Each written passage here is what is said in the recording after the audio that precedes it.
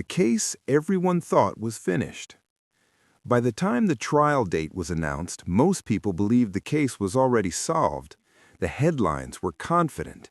Business partner arrested. Financial dispute turns deadly. Justice moves forward. The narrative felt clean, logical, satisfying. But real investigations aren't built on headlines, they're built on details. And sometimes the smallest overlooked detail can destroy an entire case.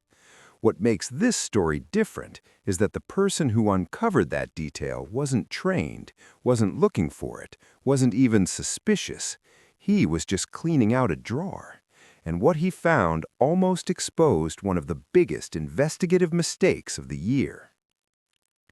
The crime scene that felt too neat. When officers arrived, nothing screamed chaos. The front door was locked. No shattered windows, no ransacked bedrooms. The victim was found in the living room near the fireplace.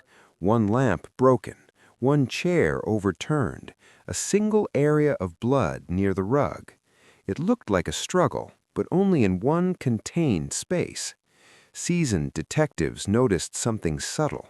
There were no defensive wounds on the victim's arms, no deep cuts, no signs of prolonged resistance, which meant one of two things: the attack was sudden, or the attacker was trusted. There was also no sign of theft, wallet untouched, electronics still in place, cash in a drawer. This wasn't random, it was personal, but the scene lacked emotional chaos. It felt controlled. Almost as if someone knew exactly how much mess to leave behind. The suspect everyone accepted. The victim's former business partner became the center of attention quickly. They argued publicly. Emails revealed tension over money. There was a lawsuit pending. Detectives built a timeline that placed him within driving distance that night. Not at the house, but not far enough away to eliminate possibility. In interviews, he appeared nervous.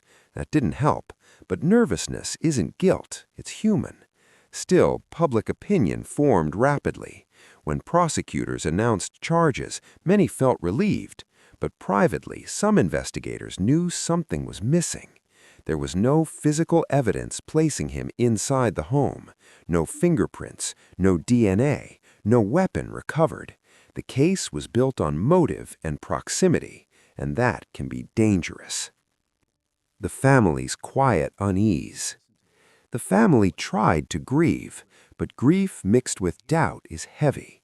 Some members felt justice was happening. Others felt something didn't sit right. Among them was Daniel, the victim's cousin. He wasn't loud about his uncertainty. He just paid attention. He remembered how calm the crime scene photos looked. He remembered how quickly the arrest happened. But he told himself the same thing everyone else did. The police know more than we do. Until he found something they didn't. The drawer no one checked. Weeks later, Daniel volunteered to help clean out the house. Going through someone's life after they're gone is intimate. Receipts, old birthday cards, forgotten notes. Inside a wooden desk drawer, beneath tangled charging cables and outdated documents, he found a small digital voice recorder. It wasn't labeled. It wasn't hidden in a sophisticated way, just overlooked. Daniel almost tossed it into a donation box. Instead, he pressed play, and that decision changed everything. The recording. Most of the files were ordinary: shopping reminders, voice memos about errands, business ideas spoken casually. Then there was one recorded late at night. The timestamp matched the night of the murder. At first, it captured silence, then raised voices. The victim sounded agitated, defensive. The second voice was louder, emotional, accusatory. And then a name was spoken. Not the business partner's, someone else's. A name detectives had never connected publicly to the case. Daniel froze because he recognized that voice. Recognition. It wasn't immediate certainty, but the tone, the rhythm, The way certain words were pronounced, it felt familiar. Family dinners, holiday gatherings, that voice belonged to someone inside the family circle. The idea felt impossible, but the more he replayed it, the clearer it became. And then came the crash sound, a struggle, a sharp impact, silence. Daniel wasn't investigating anymore. He was staring at the possibility that the wrong man was about to stand trial. The risk of being wrong. Before going to police, Daniel tested his fear. He listened to past voicemail recordings from that family member, compared speech patterns, shared the clip anonymously with an audio-savvy friend without revealing context. The friend asked one simple question: "Are you sure this isn't the same person?" That was enough. Daniel contacted detectives. Forensic reopening. At first, investigators were cautious. Why hadn't this device been logged? Because the initial search focused on obvious electronics, phones, laptops. The recorder blended into clutter. Audio forensics confirmed no edits. Voice comparison analysis showed strong similarity to the relative. Then detectives checked something they hadn't before: the relative's cell tower pings. That night, the phone briefly connected to a tower covering the victim's neighborhood. Earlier statements claimed they were at home, alone. The timeline began to crack. Motive rewritten. Digging deeper, investigators uncovered financial tension within the family.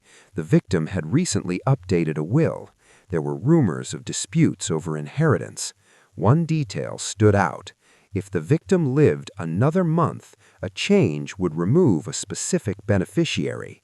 But at the time of death, that older version remained valid. The relative had the most to lose if time passed, and the most to gain if it didn't. The interrogation that shifted everything. When confronted with the recording, the relative initially dismissed it, said it was edited, taken out of context. But when forensic experts explained authentication, the story changed. The alibi shifted. Small inconsistencies appeared. Then came the final blow: traffic camera footage placing their car 2 streets away that night. Not enough alone, but combined with the recording, it was devastating. The collapse of the original case. Prosecutors quietly withdrew charges against the business partner, a man who was weeks away from trial. Public trust wavered. Media headlines reversed course. New evidence emerges. Family member implicated. The investigation was heading in the wrong direction, and if Daniel hadn't pressed play, it might have stayed that way. The psychological aftermath. The family fracture was worse than the crime itself. Grief turned into betrayal. Holidays ended. Conversations stopped. Daniel wasn't celebrated. He was avoided, because solving the case meant exposing someone they loved. Justice came at a cost. The quiet detail that changes everything. This case wasn't solved by technology. It wasn't cracked by a brilliant interrogation tactic. It was solved by accident, a forgotten device, an overlooked drawer, a curious mind. And it raises a dangerous question. How many cases depend on one small detail that no one notices? Because sometimes the truth isn't hidden. It's just waiting for someone to press play.